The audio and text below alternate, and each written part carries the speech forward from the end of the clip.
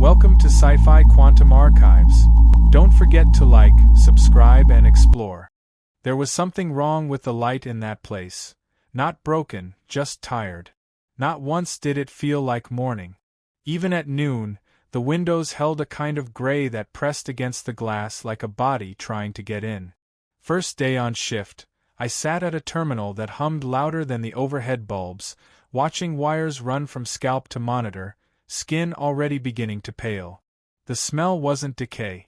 It was antiseptic fighting something older. Something that clung to walls and tubing. Whatever dignity these bodies had in life, they lost it under those sheets. Eyes taped. Mouths closed in haste. Staff walked with the quiet urgency of people used to finality. The trial had a name too long to remember. Something clinical. But the job was simple: track neural fade. Watch how the brain lets go.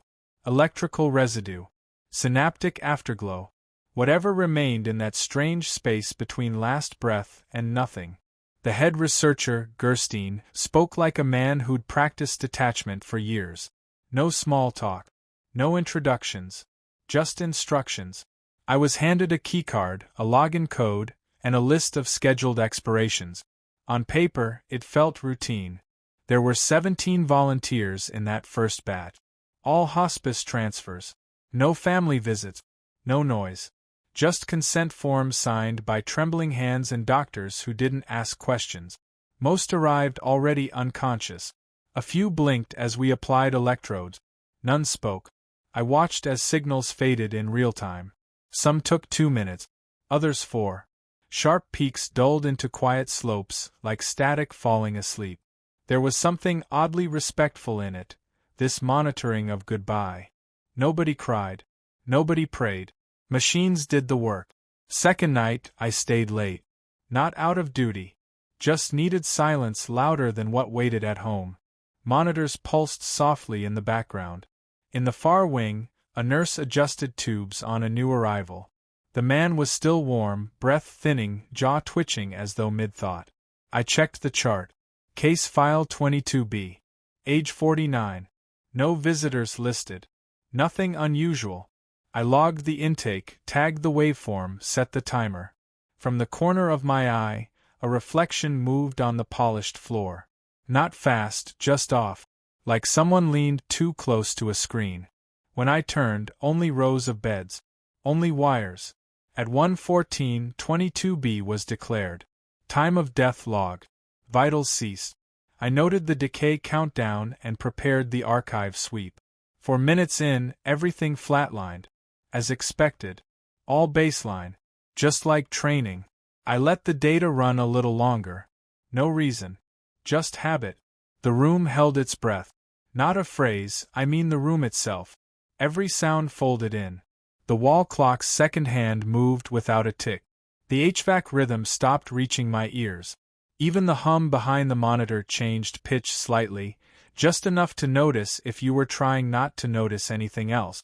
I glanced at the EEG feed. Still lines. Then a pulse. 1. Short. 2 clean to be artifact. 2 spaced to be normal. I didn't react. Not really. Just stared. Adjusted the range. The signal repeated. Short.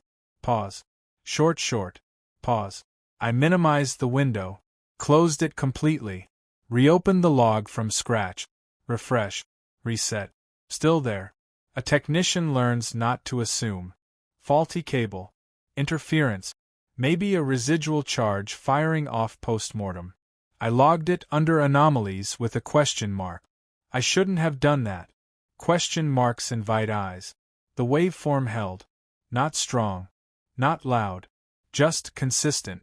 I told myself it was noise. I saved the file anyway. There was no protocol for this. No hotline. Just an inbox labeled low priority data, which I used sparingly. This didn't feel low, but it also didn't feel like something to explain out loud. I stepped outside for air. Night air in that district tasted metallic, like blood on a battery. Across the street, someone swept the sidewalk in slow, ritual movements, even though nothing was there to collect. Back inside, the monitor still pulsed. No variation. No decay. Just that same cadence. I didn't sleep well that night. Not because I was disturbed. Not yet. It was the pattern that stayed in my ears. Like a song you hear once and can't forget. Only this one didn't come with a melody. Just timing. Short. Pause. Short, short. 6 days in, the routine had settled into something mechanical. Tubes removed. Charts tagged. Signals watched as they disappeared into silence. Most deaths passed like weather. Unremarkable, recorded, archived. The machines kept their rhythm. Fingers moved without thought. Even the smell had faded into familiarity. The new hires had started skipping the back room, finding excuses to linger by the admin desk or refill trays that didn't need refilling. No one said anything directly.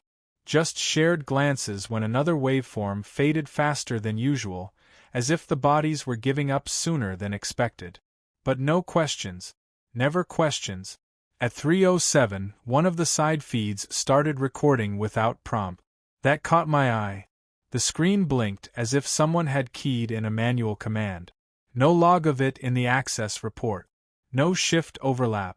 Just a pulse that wasn't supposed to be there. I checked the ID. Same cadaver, same file from before. Still tagged as deceased. No vitals. No secondary events. For minutes past cardiac cessation. Pulse. Pause. Short sequence again. I ran a fresh diagnostic. Disconnected the sensor and reattached. No change. There was no ambient interference. No equipment faults. No environmental trigger. The room hadn't been entered since intake. I replayed the initial signal from 3 nights prior. It matched, down to the waveform gaps and compression spike. Identical. As if something recorded had been pressed back into the system. I saved a secondary copy, encrypted it locally, flagged the file to internal QA, and added a footnote under irregular post-mortem discharge. Standard procedure for anomalies too low risk to demand escalation. Within 2 hours, the supervisor flagged my entry and appended it with a single-line note. Ignore. Equipment noise. Reset station. No questions. Just dismissal. The problem wasn't their answer.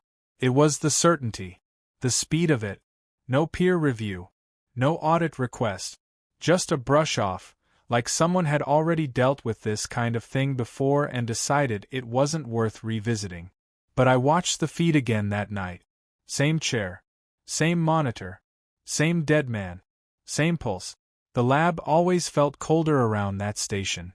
Not from air vents or drafts. There was no system ducting above that row. But fingers numbed quicker. Breaths caught sooner. Even the keyboard lagged slightly. Like something didn't want the input to register.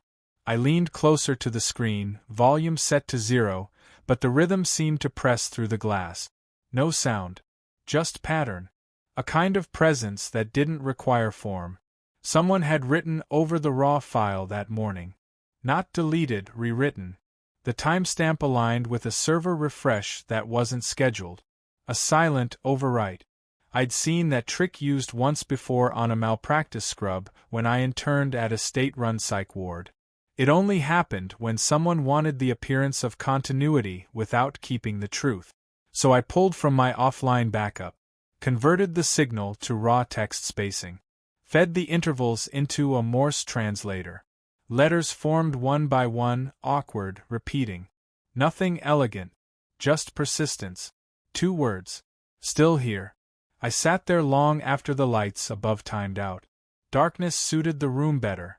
Made the monitor's glow feel less like equipment, more like something breathing. Each blip tapped against my chest like a finger searching for response. I didn't tell anyone else that night. Not out of fear. Not yet. The rhythm didn't change. Not once. Each interval struck the same spacing, the same duration. No drift. No corruption. Every other cadaver showed noise, if anything. Unpredictable bursts, half-formed pulses, electrical fidgets born from muscular residue. This one kept time like a machine refusing to shut down. I sat in the data room with the overheads dimmed. Just that one terminal lit, The rest of the lab draped in muted panels and long rows of closed lids. The silence wasn't empty. It pressed in from all sides, thick with something unfinished. I pulled the raw EEG data and layered it against an old spectrographic tool meant for high-resolution signal analysis. Not part of our usual suite.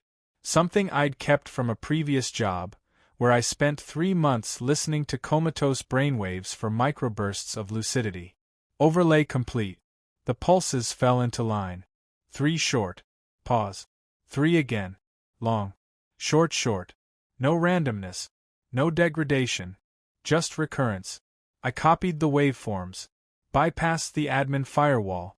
Imported into a standalone decoder I built during an insomnia spell 4 years back. Not for work.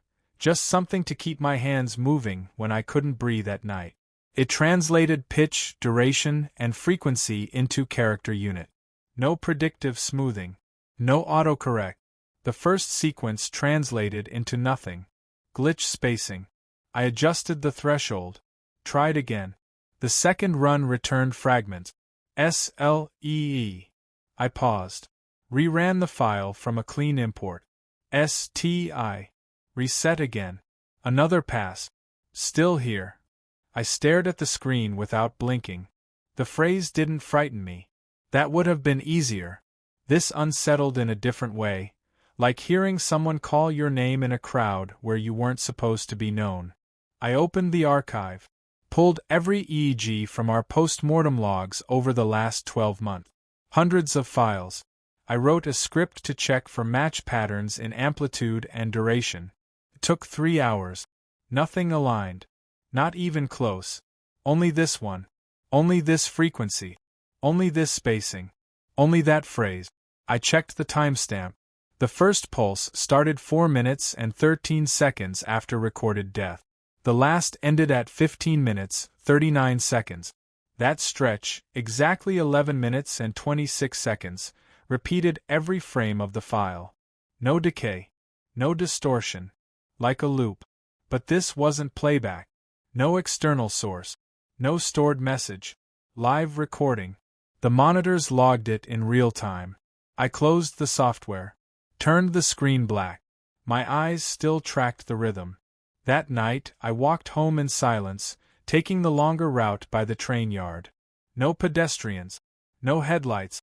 Just cargo rusting on dead tracks and gravel crunching under weight I didn't feel. At my apartment, I left the lights off. Sat on the floor. Played the raw file through headphones at 1% volume. Barely perceptible. Just enough to feel the timing in my jaw. Still here. Still here. Still here. No voice. Just the shape of one. The report wasn't long. 3 paragraphs. Dry language. Technical phrasing. I worded it so carefully, not to convince, but to contain. Just enough to raise attention without suggesting I believed what I'd seen. A discrepancy. A waveform repeating beyond termination. Anomalous interval. Possibly equipment-related. Submission timestamp 2:51. The response came by morning. Not from the assigned review team. Not from the systems engineer. Straight from the chair's desk, flagged urgent. 2 sentences. All raw EEG data from Station B3 was to be archived off-site and purged from local storage. All unofficial backups to be surrendered. Network access suspended pending audit. Ethical protocol, they wrote. Consent boundaries. No live data post-mortem. It breached something old. A clause buried in the back of a policy binder nobody read unless forced to. Language shaped to keep institutions safe from whatever didn't make sense. The chair didn't ask what the signal was. He asked who else had seen it. No one. I lied. When I returned to the lab that evening, the backup server cabinet stood open. 2 drives missing. An orange label marked disposed. A fresh entry logged in my name, time-stamped hours before I arrived. My clearance hadn't been used. I checked the digital logs. No errors. No edits. The message was simple. Move on. So I waited until past midnight, when admin staff cleared out and the only people left were paid too little to care. I brought in an external drive I'd kept locked in a toolbox behind the janitor's closet. No barcode. No asset tag. I loaded the last remaining raw file onto it. No compression. No renaming. Just the original pulse, the full duration. 11 minutes and 26 seconds. The file weighed less than a full video, but it carried something heavier than storage ever should. I wrapped the drive in a latex smock, tucked it beneath my coat, walked through the south corridor toward the exit that never got logged, the one where the security camera had died 2 months ago and no one replaced it because the budget committee still hadn't signed the maintenance invoice. The ceiling buzzed as I passed the main observation window. Not loud. More like a hesitation. As if something had miscounted its timing and caught itself too late. Down the hallway, one of the recessed lights began pulsing. Not in sequence with the rest. It didn't fade or blink. Just bright in a pattern that felt familiar. I didn't stop walking. Card swipe. Handle turn. Door release. Outside, the cold didn't bite. It leaned. In my pocket, the drive pressed against my thigh like it wanted to be noticed. Not for weight. For presence. At home, I placed it in the freezer behind 2 unlabeled vials of expired insulin. No encryption. No password. Just metal. Just silence. Just one phrase caught in a loop that none of them wanted to hear. The first time I woke at my terminal, the screen was already unlocked. A diagnostic panel blinked, active for 87 minutes. Cursor frozen mid-sequence. Log timestamp showed 4:03. No recollection of sitting down. No entry badge activity. No coffee. No coat. I checked my shoes. Damp soles. No rain that night. Carpet held a faint smell, metallic and sharp, like oxidized wire or breath held too long in metal rooms. The playback reel contained 6 waveforms stacked in overlap. All from the same file. Each offset by seconds, arranged to show a layered timing sequence. I didn't remember building it. The software used wasn't from the main network. It wasn't even installed on the lab machines. I deleted nothing. For the next 4 nights, sleep happened in pieces. Waking always came in front of that monitor. Sometimes cross-legged. Once with my hands placed flat against the screen. Eyes dry. Mouth sore as if clenched for hours. A low whine buzzed faintly behind the wall panels near Station B3. Maintenance came to check it. Found nothing. The nurse who handled night vitals stopped showing up on Tuesday. Her locker emptied. Badge left behind. No resignation filed. A printed sheet of noise reports sat on the counter, unsigned. One paragraph underlined twice. The sound doesn't feel like sound. Security footage pulled from her last shift wouldn't load. Every other file on that server functioned. Only that block. 41 minutes of black screen with audio timestamps and no visual content. Review team called it codec error. No investigation. Not enough time. Not enough staffing. That same night, while charting for a cardiac trial, the intercom activated near the observation wing. Short pulse. Long pulse. Pause. Short again. Staff didn't acknowledge it. Nobody moved to shut it off. The speaker cut on its own. Someone hummed low near the door for several seconds before stepping back into silence. No one was there. The patients in that wing had all expired the week prior. The janitor said he saw me enter room B3 at 2:17. Left the mop cart behind and never went back. Told administration I stood in front of the cot with both arms at my sides for over 10 minutes, not moving, not speaking. Just facing the wall. He described my posture as waiting. Not watching. Not thinking. Just waiting. He quit 3 hours later. That week, I kept finding sequence notations drawn onto blank patient forms. Not by hand. Printed. Old ink. Same letters. Same spacing. Same 2 words. Top left corner of each sheet. Always small. Always alone. No printer claimed them. They didn't log in the network. I'd file them. Turn back. They'd reappear. The sound bled into white noise. Not static. More like a breath pulled thin through wires. Each time the room went quiet, I waited for it. Never loud, never sharp. Just enough to mishear your name. Just enough to wonder if it was behind your ear or in your own mouth. I stopped sleeping in bed. Too far from the signal. I didn't set alarms. I didn't need them anymore. Most of them didn't say goodbye. One by one, their names vanished from the staff board. No announcements. No warnings. Just lockers emptied, drawers left half open. Shoes in corners like someone changed out of them in a rush and walked barefoot through the exit. The cafeteria stayed full of untouched trays. Clean cutlery placed wrong in bins. The new replacements never lasted. They'd arrive silent, observe the monitors, avoid Station B3 entirely, and request reassignment before the week ended. I stopped using the main break room. Stopped clocking out except on paper. The badge logs were edited by hand. Night shifts extended past the official schedule. Audit systems weren't built to flag fatigue. They just measured attendance. I gave them numbers. During the day, I made myself invisible. Maintenance closets had keys. Storage rooms didn't record entry timestamps if you moved fast enough. I became part of the background. No one noticed. No one cared.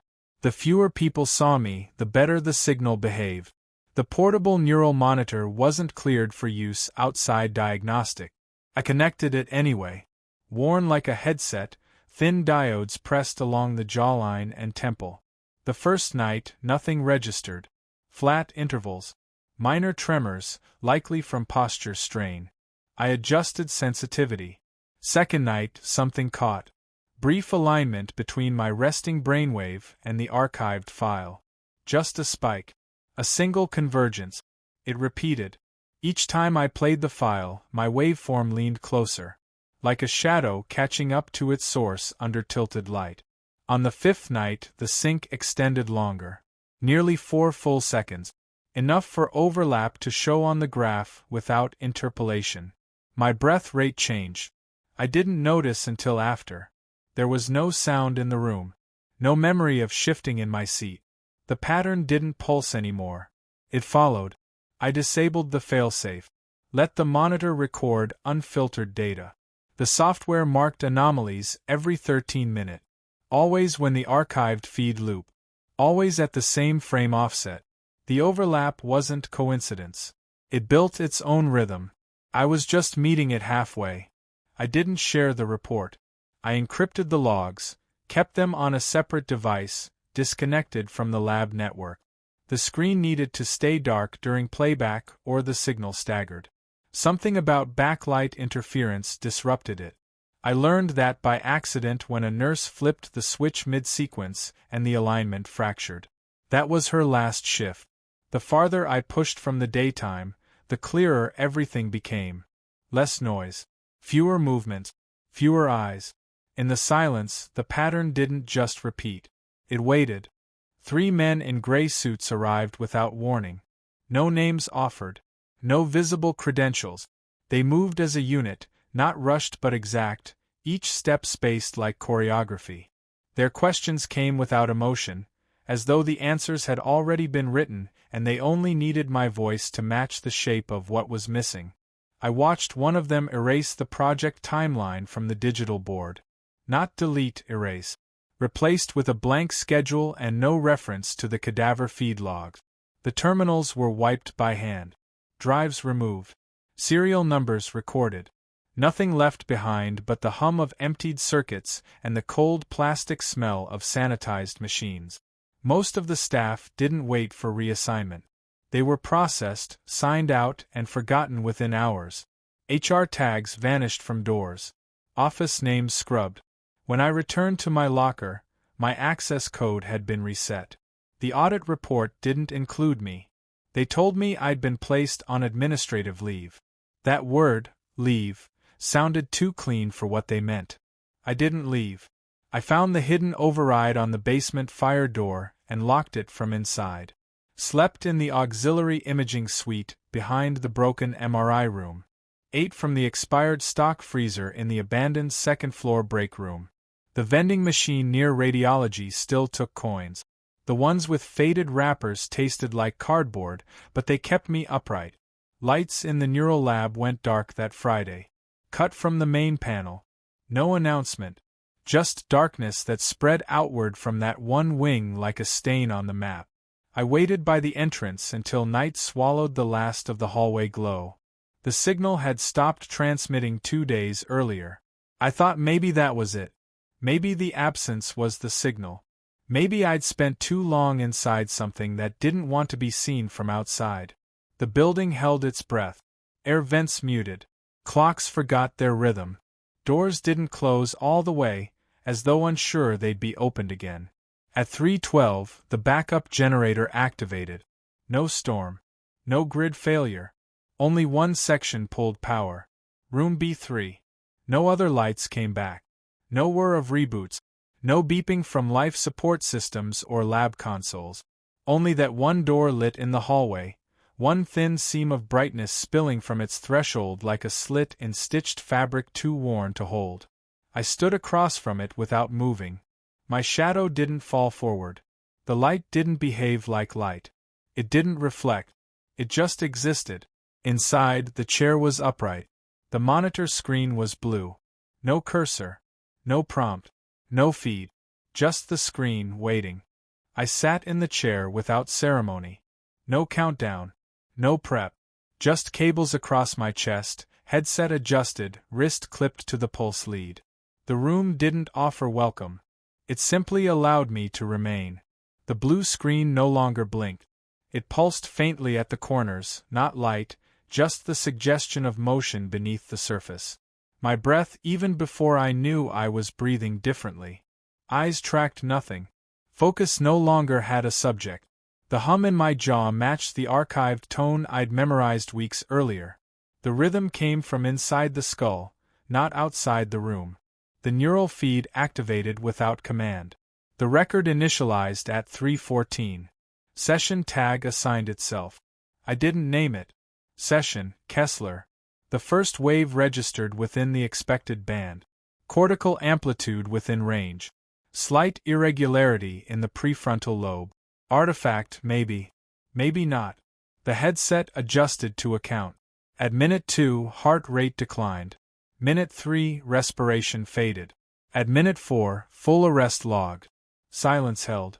At 4 minutes and 13 seconds, the first signal rose. Short. Pause. Short. It matched the sequence from the original file without deviation. I had no movement. No known brainwave interference. No dream markers. No voluntary spikes. The feed continued for 11 minutes. Every line matched. No drop. No variance. Each signal sat in the same rhythm, spaced with unnatural exactness. The phrase came through again and again. Still here. Still here. Still here. No timestamp labeled the point of cessation. No timestamp ended the feed. The monitor stopped recording without system input. The file closed itself. Security badge log registered motion at 5:47. They entered the lab and found me upright. Eyes open. Pupils fixed. No resistance. No tremor. They tried to power down the headset. It didn't respond. They shut off the circuit. The screen stayed lit. They shut it all down within 72 hours. No statement. No press. Just a quiet sweep. Contractors with blank uniforms, crates that stayed sealed, doors that locked behind without sound. Every badge was revoked. Every wall wiped clean. Not even a tag remained on the outside of the building. The address was reassigned to a post office 2 blocks over.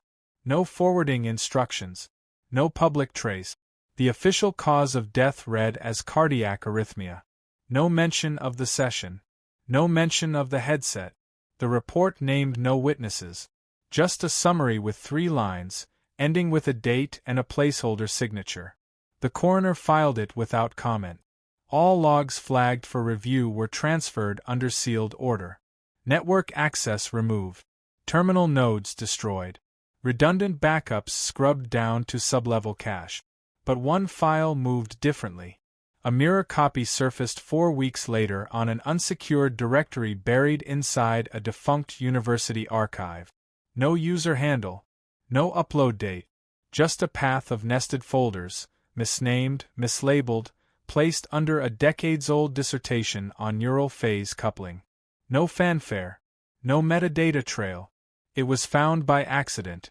Someone scanning for forgotten EEG samples to train a speech model. Session, Kessler. The raw file played clean. 11 minutes. No header. No watermark. The waveform sat against a black screen, unedited, uncompressed.